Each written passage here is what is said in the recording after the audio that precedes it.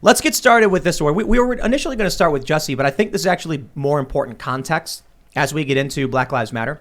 From the Daily Mail, quote, "We are not going to surrender to Black Lives Matter. New York City Mayor-elect Eric Adams warns BLM leader Hawk Newsom not to, quote, burn down the Big Apple and refuses to back down on reinstating plainclothes NYPD units." It's kind of crazy when we're at a point where the mayor of, the biggest city in the country is warning a group of leftist activists not to burn the city down. Shouldn't there be a little bit more than that? Like, hey, you threatened to burn the city down. Like, that's a terroristic threat. You guys literally did smash windows and destroy things a year ago. Maybe those threats are not idle threats and there should be some legal ramifications. Maybe a slap on the wrist. Maybe they at least need to come out and be like, don't threaten to burn it all down. But how many times do they say this stuff? Yeah, they say it a lot. BLM says this a lot. And Hawk Newsom also is much further to the left, I think, even than the national BLM groups. And he's spoken out against the national BLM groups. He's one of the ones who was bringing suit against them for having fundraised all that money, and nobody saw any of that money except Patrisse Cullors got a bunch of new houses or something. Oh, that's nice. Yeah, that's really nice. Well, it was for her family. It was for her, sure. She's doing very well for herself. Yeah, I mean, every family needs a nice little house in Topanga Canyon, right? A couple of them, not just one, a few, A couple were like $500,000 houses. Yeah. But so the thing about Newsom is he's very vigilant about that. I actually talked with him after there was a whole incident uptown with some tourists who were in town and they didn't want to show their Vax cards or something like that. And they ended up getting kicked out of Carmine's. And then when I talked to him about it, he was like, actually, the hostess was racist and used racist language and this whole thing. But yeah, he's very vigilant against the plainclothes cops. And I want the plainclothes cops back on the street. Pulling them off the street has been a disaster. That's how the police know what's going on in the community. They're there on the street. They're involved. The context is that when they defunded the police in New York, they got rid of the anti-crime unit. That's right. And then crime skyrocketed. Murders, muggings, violent crime. Who's getting killed? Black kids are getting killed. Yeah. That's what's happening. Black people are getting murdered. So, people were shocked. The super lefties that I know were shocked when Eric Adams won the Democratic primary, which essentially meant that he was going to be mayor, which he is going to be. They all wanted Maya Wiley and these far left progressives. But the Black communities, the conservative communities, the Latino communities all wanted Adams. And it's pretty clear why they wanted him. He's from the city. He was a DA. He was a cop. Yeah. And he's definitely going to crack down on crime in these neighborhoods and save Black lives. That's what he's going to do. I'm glad to hear it. Maybe I don't agree with this guy. I'm not a fan of what the Democrats have become. But if people are expressing their support for a cop, as much as I can say, there's a lot of things that I don't like about the NYPD, the CPD, regular people saying, what we hate more? We hate you burning down our businesses and throwing rocks through our windows. Right. This is a pie in the face to the extremist woke left. Yeah.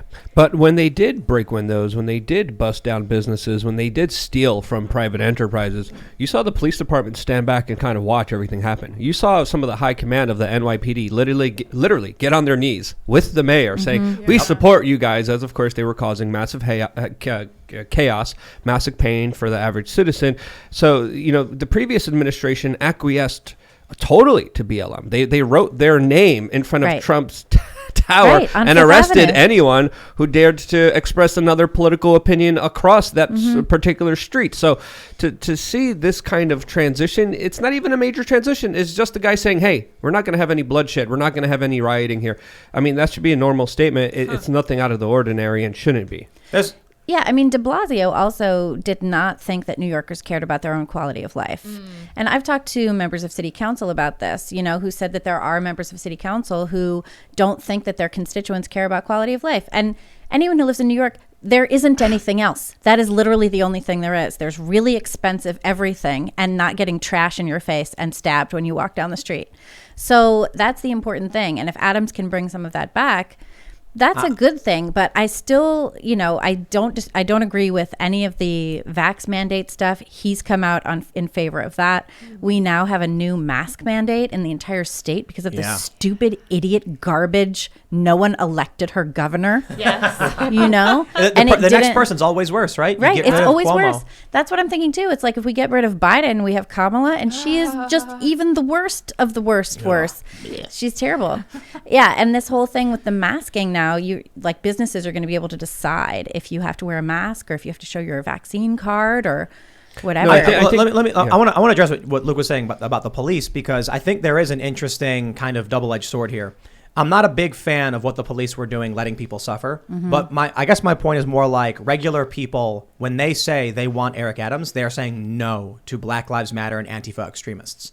And we needed people to stand up and say something to that. Now, it is, I think, an issue when you have a police department and you have the whole city and the core Democrat movement being like abolish or defund the police. Well, it's no surprise that when the cops are like, we don't have the resources to deal with this, so we're not going to deal with it. You can't expect me to go out and then put my life on the line when you will not stand up and defend us as well. Right. You had in New York, I think it was in New York, the police came out and said, we are being slammed in the media for all of these crimes when there were 375 million police interactions and only, I think it was like 9 unarmed black men being killed, or like 13 or whatever. Yeah. So the media is just drumming up all of this hate for cops when 99.99% of cops are just like routine stops. Right. That's exactly most of right. them, but they also did shut down private businesses in Staten Island that were going against the lockdowns. The NYPD it's one of the most funded police departments, I think, in the entire world. I believe their budget, correct me if I'm wrong, I think you would know this more than I would, Libby. Their budget was $6 billion. Now it's $5 billion. Is that correct? They did pull a billion. Yeah, but it wasn't the NYPD shutting down restaurants in Staten Island. It was the sheriffs. That was the state. That was under Cuomo's jurisdiction. Yes, but it's still police officers that came in. It was, but it was not the NYPD. Okay. Because the NYPD, if you were walking around going to, basically were speakeasies during the pandemic, the NYPD did not come bother you at all. They brought in state troopers. That was what was going on in Staten Island. That was not NYPD. That's corruption. Well, These cops that are basically like Attila's Gym in New Jersey. The local cops showed up. And the cop said something like, you're in violation of public ordinance. That being said, have a nice day, folks. And they all clapped and cheered. Right. So what did the city do? They called outside departments to come in. And the outside cops, with a smile on their face, were like, I don't know you. I don't care about you. Screw off. Callousness. That to me is like, you know what, man? These cops may be from out of the community, but people need a way to like call them out, shun them for violating human rights. The decree of an executive does not give police the authority to do these things. No, I mean, people have to stand up for their own values. And it turns out that's one of the hardest things for anybody to do, is to have a value system, make their decisions based on that value system, and to uphold it with their lives every day. This is why I'm like, during the whole George Floyd riots and stuff, I was kind of like, in many circumstances, if the cops aren't going to defend people who want to abolish the police, I mean, good. This is what people have asked for, and the cops are giving it to them. Right. That being said, when you then get police going to small businesses and putting the jackboot down, I'm like, you want me to defend you now? Not gonna happen as an institution. Well, in a lot of it's not the police that are going around enforcing these restrictions. It's individuals and business owners who are enforcing the restrictions. For the most part, New York especially. Yeah, and that's sort of the worst case scenario, I think. If it was police coming in, we could all be like, no, police, don't do that. But it's individuals standing against other individuals. It's citizens taking up the enforcement. It's citizen middle managers. Right. Well, the difference, I think, is in like New York, it's mostly the individual restaurant owners are the enforcers of these mandates. That's right. But there still are many circumstances in which police were engaging in this behavior. Attila's Gym, as I mentioned, the woman who was trying to sell things on Facebook Live in North Jersey. So we've seen several instances of this, and I'm not gonna come out and defend organizations that take the goodwill. When we defend the police and say defunding them is insane, if anything, they need better training, better funding, better programs.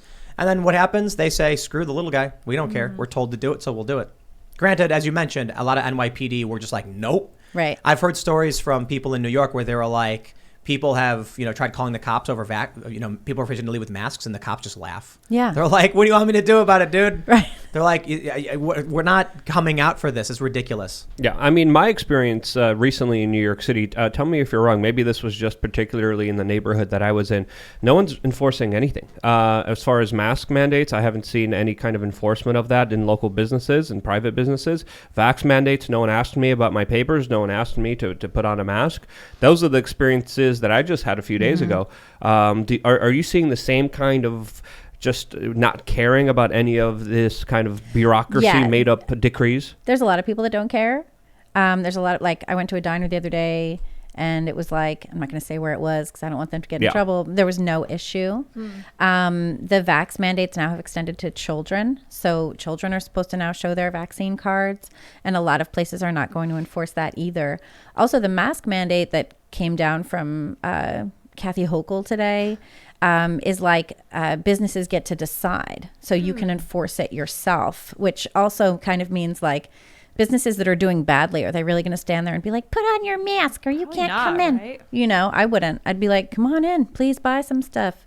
But there's been a lot of places that are not asking for vaccine paperwork or anything else because they want people to come in. Yeah, and also they don't care. There's also, though, a ton of people, more than I've seen in a long time, walking around outside with masks on, in their cars by themselves with masks Watching on. CNN too much. Right? And there's the subway. People are fully masked on the subway. It'll be I'll be on the subway and I'll see somebody and we'll be like, oh, what's up? Thanks for checking out this segment from the Timcast IRL podcast. If you want to watch live, you can check out this channel Monday through Friday at 8 p.m.